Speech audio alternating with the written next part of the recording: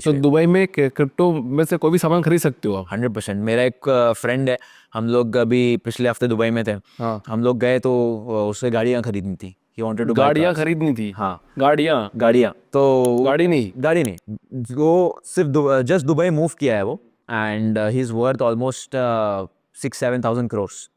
तो just Dubai move किया है वो, एंड मुझे एक दिन हमें बोलता है कि चलो आज गाड़ी खरीदनी है मुझे। हम लोग बोले चले, गए हम लोग शोरूम पे।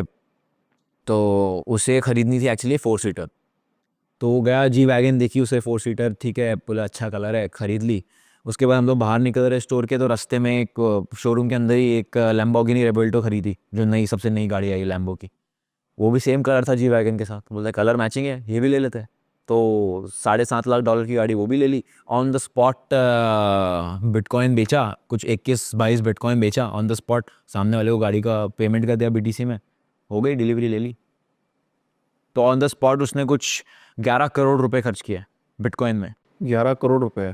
इतना पैसा कैसे? वो भी ट्रेडर है क्या? वो ट्रेडर नहीं है, वो है लिक्विडिटी प्रोवाइडर, जो मार्केट को पीछे से कंट्रोल करता है, वो है। मतलब थोड़ा और बताओ, कौन कंट्रोल करता है, कैसे कंट्रोल तो करता क्या क्या होता है, एक प्रॉपर ट्रांजैक्शन कैसे होता है मैं आपको बताता हूँ। मैं एक रिटेलर हूँ, मैं गया ब्रोकर के पास। अब ब्रोकर जो है, ब्रोकर क्या कर रहा है, है? जैसे आप मान लो मैं एक रियल एस्टेट एजेंट हूँ, ठीक है, आपको मुझसे रियल एस्टेट खरीदना है।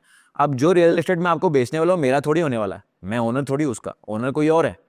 तो ब्रोकर भी मिडिल मैन होता है, उसके पीछे बैठा होता है लिक्विडिटी प्रोवाइडर, जो ब्रोकर को वो सारे इंस्ट्रूमेंट्स प्रोवाइड कर रहा है एक्चुअली, सो दैट मार्केट में। अब ब्रोकर के पास मैं जाके बोलता हूँ भाई मुझे आज 10 किलो गोल्ड खरीदना है, बाय की पोजीशन बिल्ड करनी है। अब ब्रोकर के पास ज़रूरी नहीं कि वो पड़ा हुआ है, तो ब्रोकर जाएगा लिक्विडिटी प्रोवाइडर के पास, जिसके पास एक्चुअली पड़ा हुआ है।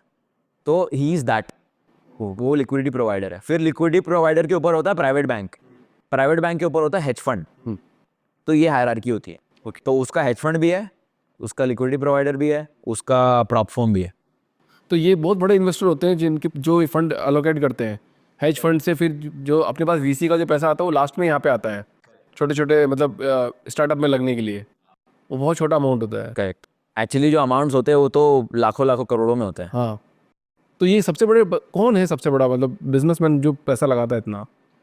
तो ये मोस्टली ट्रेडिशनल बिजनेसमैन होते हैं, जो जिन्होंने अभी, जैसे आजकल इतना स्टार्टअप का क्रेज चला हुआ है, specially in the city of Bangalore. इतना स्टार्टअप का हर जगह, हर किसी को स्टार्टअप करना है, यूनिक बिजनेस करना है। लेकिन मैंने जितने भी लोगों को देखा ना, जिन्होंने बड़े बड़े बिजनेस बनाए हैं, वो बहुत बोरिंग बिजनेसेस होते हैं। मतलब वेस्ट मैनेजमेंट का बिजनेस हो गया, बोरिंग बिजनेस। एक मान लीजिए बुक पब्लिशिंग का बिजनेस हो गया, वेरी बोरिंग।